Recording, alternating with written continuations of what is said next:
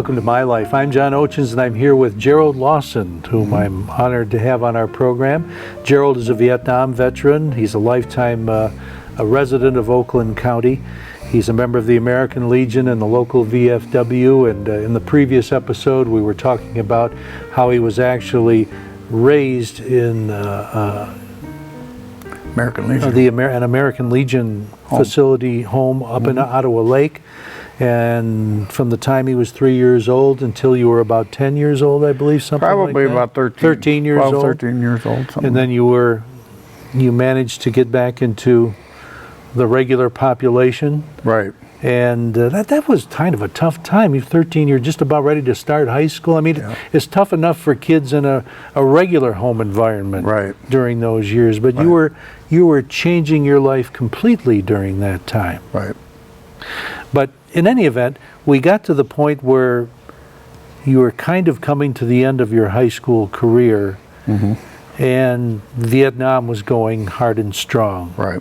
And you felt that you had to make a decision about that. So you ended up volunteering.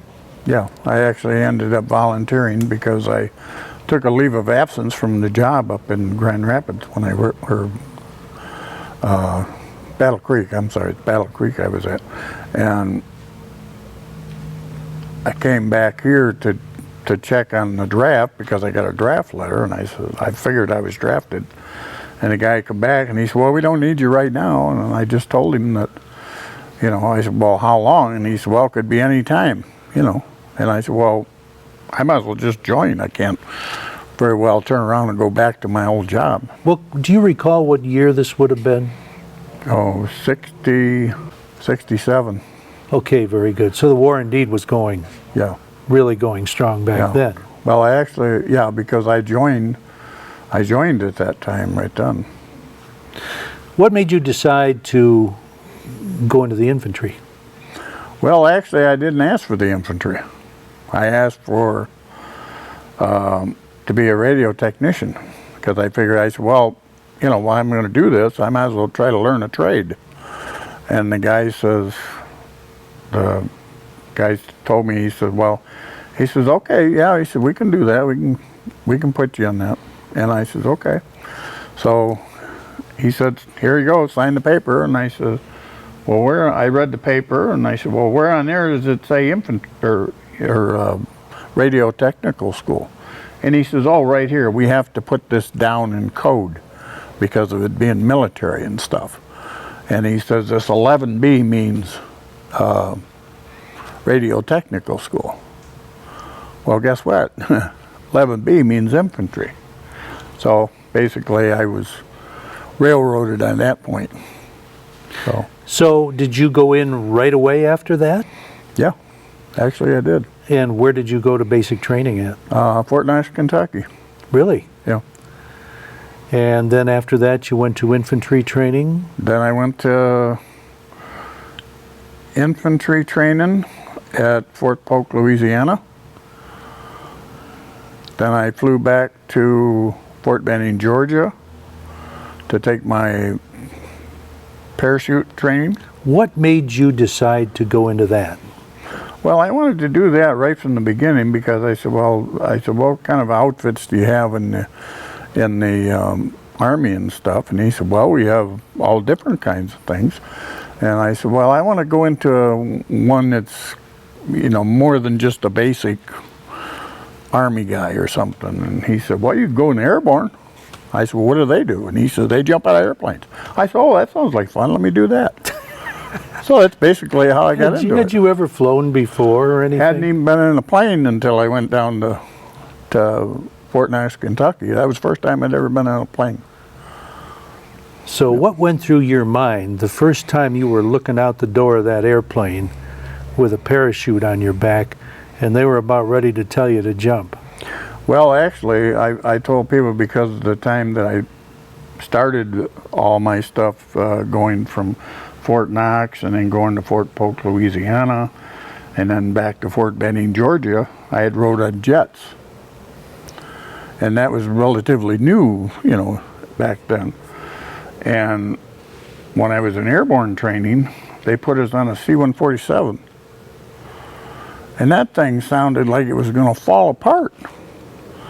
And basically, I've told everybody, I says, if you ever rode on a C-147, you'd want to get out of that airplane, because it sounded like it was going to come apart anyway. And then it was just silent. So describe the experience. The first time you jumped out of an airplane and you were going down, what was going through your mind? Well, like I said, it was totally quiet, and I was watching everybody, because the planes were still coming in and they were flying along and letting the guys out and stuff. And probably out of that whole flight, I was in probably the second or third plane that was going through. And there was probably 10 of them coming to do that particular jump. That was like our first jump, okay?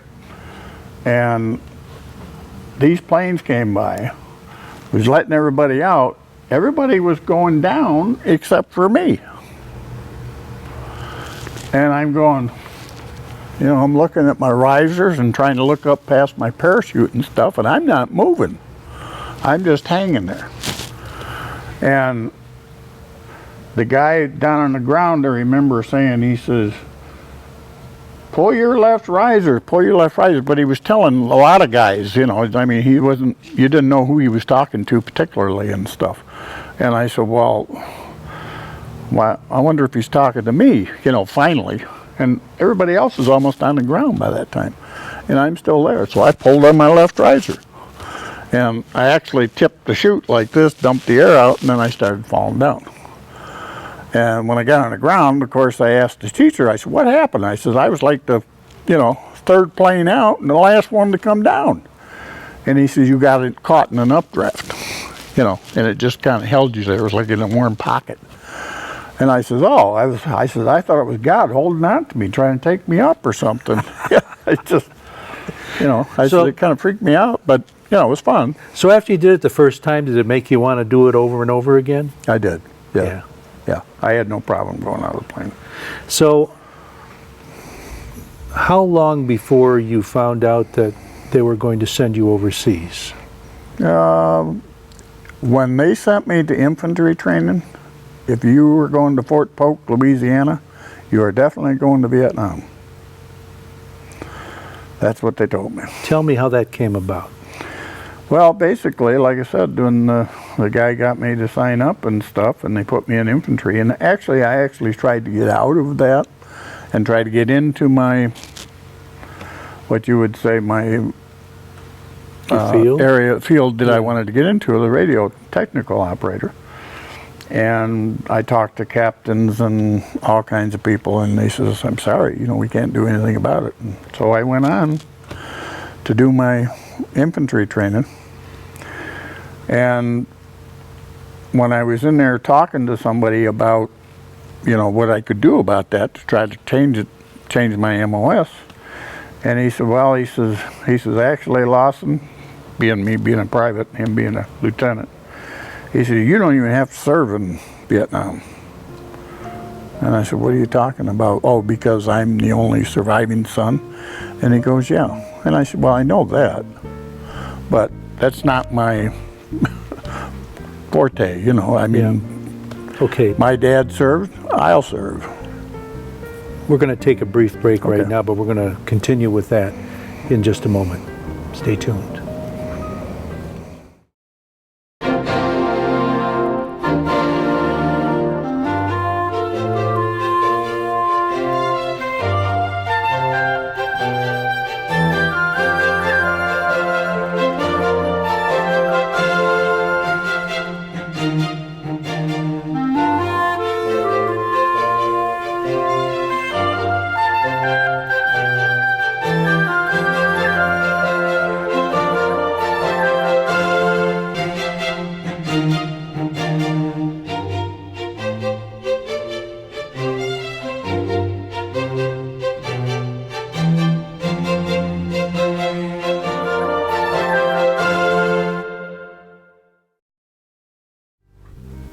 Back with Gerald Lawson. You were just telling us about how actually you were given a choice of whether or not to go to Vietnam because you were a sole surviving son. Yes. But because your dad was in World War II, you felt it was your duty Yes. to go. Yes. So what happened after that? Well, basically, I went to Fort Polk, Louisiana, did my training, and like I said, I had talked to a lieutenant there, and he said at that point that I didn't even have to go because I was the only surviving son. And I says, I know that, but I says, my dad served. I thought that I should do the same thing, no matter what happened, whether I changed my MOS or not. So, and I wasn't afraid to go to Vietnam. Had no inkling about it or anything. So I went through the jungle school and stuff for the training there and that, and came home. They cut my orders, okay, and said that I was going to Vietnam. I was actually going to be assigned 101st Airborne when I had orders to go back. What did your parents have to say about that? Well, like I said, my dad was pretty scared, especially when he knew that I was in, and he kind of told me the same thing. He says, you know, you don't have to serve. And I said, well, serving and, you know, not having to go in the service is two different things. I said, I definitely want to serve my country, period. You know, I said, wherever they send me, I'll be, you know, okay with that. So, and I was. So where did you go? Where was your first assignment? I was actually going to be in Central Highlands in Vietnam, serving with the 173rd Airborne. I remember the first, well, when we flew over there, the plane that was coming in, it was a jet. There was about 300 GIs on it. And I remember we were probably at 30,000 feet. Captain came on the system and he said, we're getting ready to land in Vietnam, but the base camp, the air base that we're landing at is under fire. You could have heard a pin drop on that plane when he said that. And he said, we're going to make an emergency descent. And in other words, we're going to come in probably as fast as possible. And so just about the time he said that, I remembered flying from different bases and stuff that when I sat by the wing, that the flaps would come out and the plane would come down real slow. Well, I happened to be sitting by the flaps this time on this plane, and all of a sudden he just rolled them flaps out like this, and we dropped from 10,000 feet to 5 that quick. And I think my stomach's still up there somewhere. But anyways, we came in, and sure enough, the air base was under fire, because I looked out on my side of the plane, and there was a jet and helicopters and stuff flying, gunships flying next to us. And I thought, boy, they're really getting serious. And I leaned over from the guy that was sitting next to me and looked over to the other side of the plane, and there's also a jet and a helicopter gunship there too. So I went, God, I changed my mind.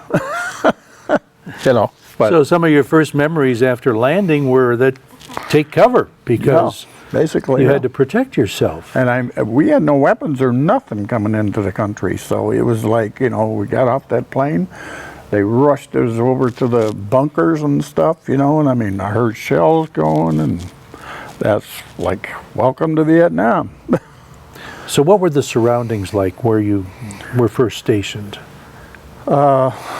Well, I was coming off on an airfield, you know, coming off from the plane, and basically looking around, all I could see was smoke and fires and gunshots and bunkers and buildings that, you know, had sandbags and stuff around it, and that was basically my welcoming.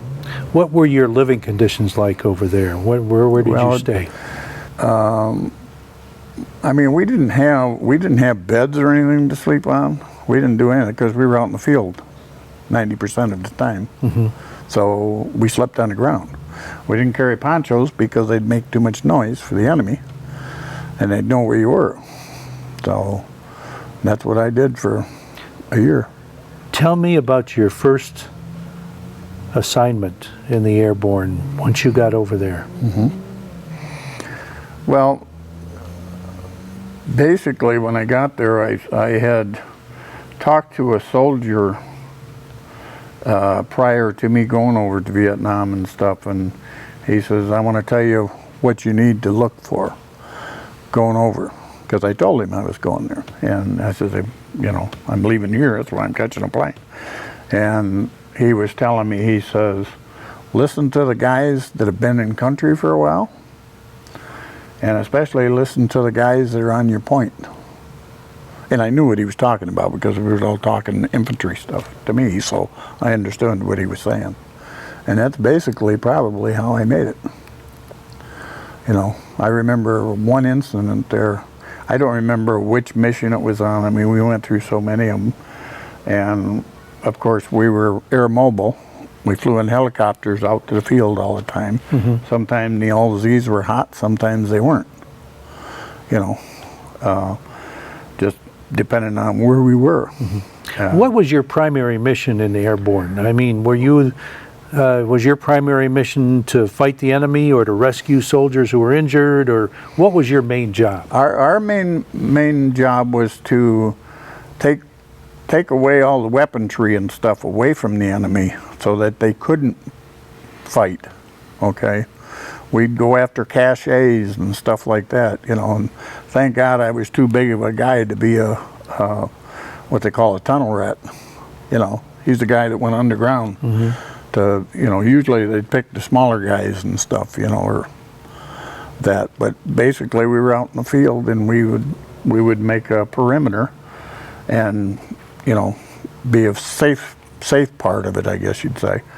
And tell the captain or the lieutenant, whoever was in charge, decided what they needed to do, you know.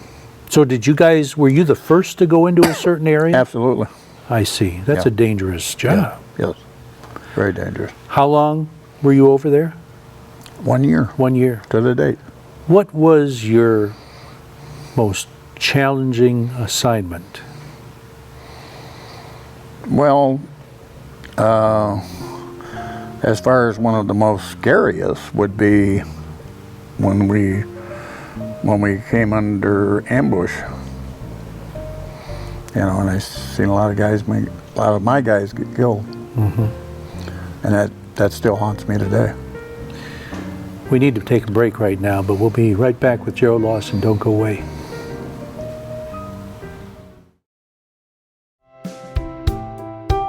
Canine Stray Rescue does just that. Rescue stray dogs for new families. But they need your help. Become a volunteer at Canine Stray Rescue League of Michigan. Take dogs for walks, help them socialize with others, and help them get adopted.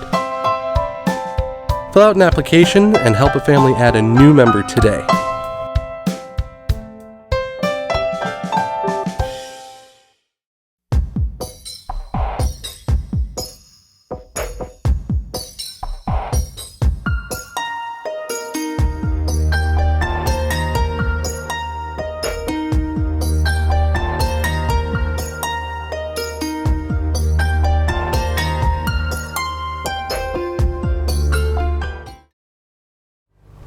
Back with Gerald Lawson, just talking about your year experience as a paratrooper in Vietnam. When you were on the plane leaving for the last time, what went through your mind about your experience there? Well, I basically thought that, you know, I mean, I was glad to get out of there, you know, for sure. And everything that had happened throughout the year and the different stories and stuff that I heard, that a lot of planes were actually shot down with guys that were leaving the country. And I think that was a scary time for me too. I mean, it was great that I was leaving, but then again, you know, What am I going to go right to the last minute and then they're going to shoot the plane down or something? So it really laid on me heavily because of that. And luckily we didn't get shot down until the captain came on the PA system and says, "We're out of the Vietnam era." And everybody just broke out and yay, Because you would do out of the Vietnam era or area? Area. Area. So in other words, they couldn't shoot us anymore with rockets or anything. But when you look back at the experience and all the friends that you lost and all that, was there a bitterness there or not? Well, no. I mean, I did it because the country called me, and I was sad that I lost a lot of guys. Okay. I mean, that, like I said, that part of it still bothers me today. I think the hardest part was when I came back to the United States and they didn't welcome us back. That was my hardest part. I said, wait a minute, I went over there, did what I was supposed to do for my country, and yet people booed us, called us names and everything else. That was a tough time. And I just basically stopped associating with anything to do with the military or anything from that point for a long time because of that. Now, you mentioned to us a while back that you had a girlfriend and you took a leave from your job in Battle Creek. Was she still your girlfriend when you got back? No, I actually, when I was in the service, they actually told me that if you thought you could expect a Dear John letter, it's better to do away with it now, get it over with, because you don't need that bothering you. And that was what a soldier actually told me going over. Yeah. And he says, he said, don't get me wrong, I'm not trying to tell you what to do, but you don't need to be paying attention or focusing on that, because it'll get you killed. Right. And I took his word for it, and I broke it off with her before I left. Or while I was on the way over to Vietnam. So what did you decide to do with your life in the way of earning a living, getting a job, when you were coming back? Did you go back to that job in Battle Creek? No. Never returned to Battle Creek again, never returned to that girl that I was going with at the time and stuff. And I just became wild for a period of time. I mean, I was single. I know one thing is my first new car was a '69 Dodge Charger, because I figured, well, I'm overseas, I'm going to save that money and buy me a car when I come back. And luckily I made it from there, so when I did come back, I bought a brand new '69, but I still had a year's service worth to go too. So I was actually stationed in Fort Carson, Colorado, which was a beautiful duty station. So every weekend I do my duties during the week, to pull my guard duties and whatever things that I had to do. And then I take off on the weekends and go up in the mountains and stuff like that. So I needed a car to do that, so that's why I bought. So you really didn't come back to Michigan right away when you came back? I came back from my leave, and then I went back to Fort Carson, Colorado to serve the following year. So what was going through your mind about what you wanted to do with the rest of your life?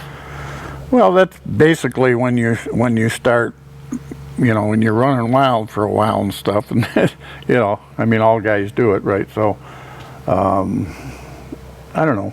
It really didn't hit me until years after I came out of the service, and I hung around this area, the Royal Oak area and stuff, back when we had the Woodward cruise and all that stuff, and started meeting girls and stuff like that, and then run around, and then finally one day I met this lady, and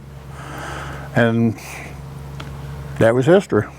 How many years had gone by after the service for that to happen? Probably about 5 or 6. Okay. Yeah. And during that time, did you find your occupation? Did you find what you wanted to do for the rest of your life? Well, I was driving truck, I was being a mechanic, I was doing any kind of job that I could, and it really didn't pay that much.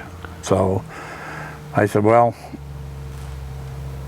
once I got married and stuff, and then of course my daughter came along, it was hard to make a living and stay above board, paying rent and lifestyle.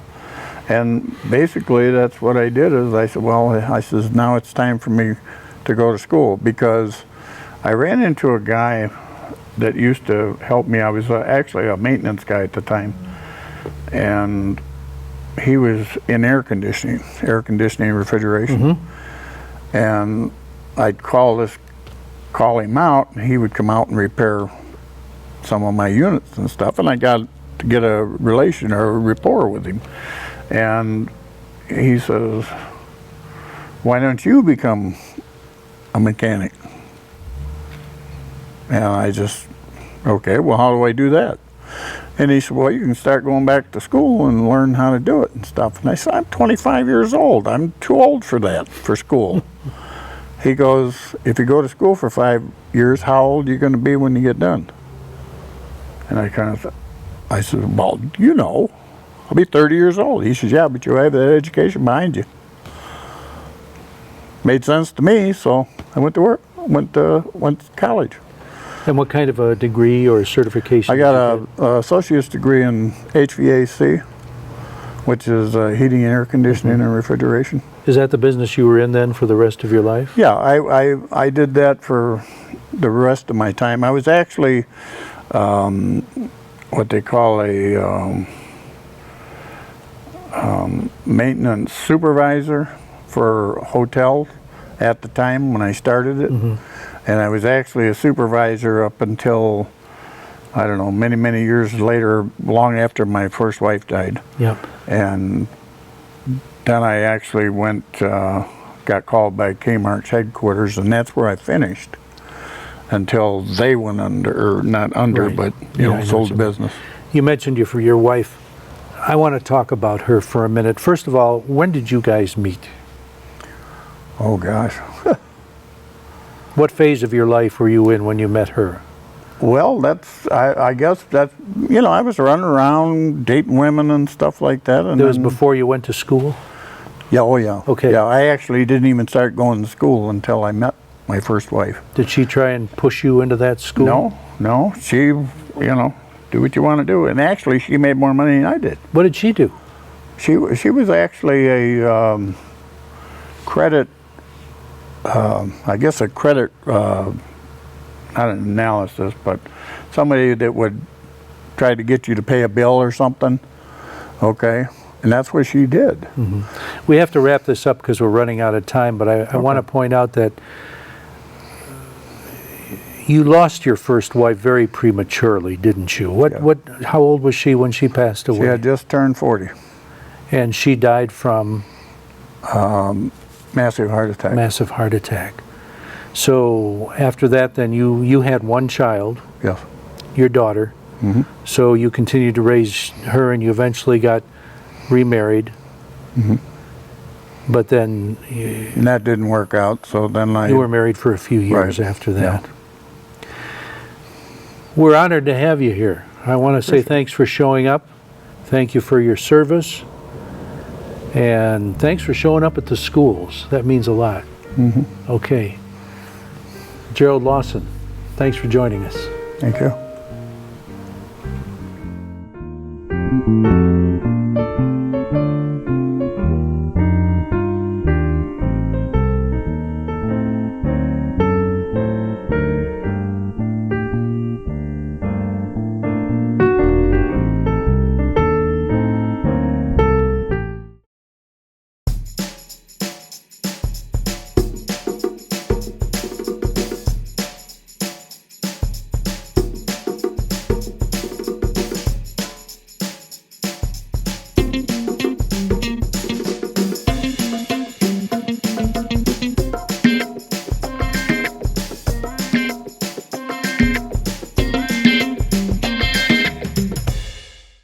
Don't miss what's going on in your local government meetings. Watch Elgin Nichols and Dave Kinney on Minutes by Minute. Airs Monday through Friday, 7 a.m., 11:30 a.m., and 11:30 p.m., where they add a touch of humor to local politics.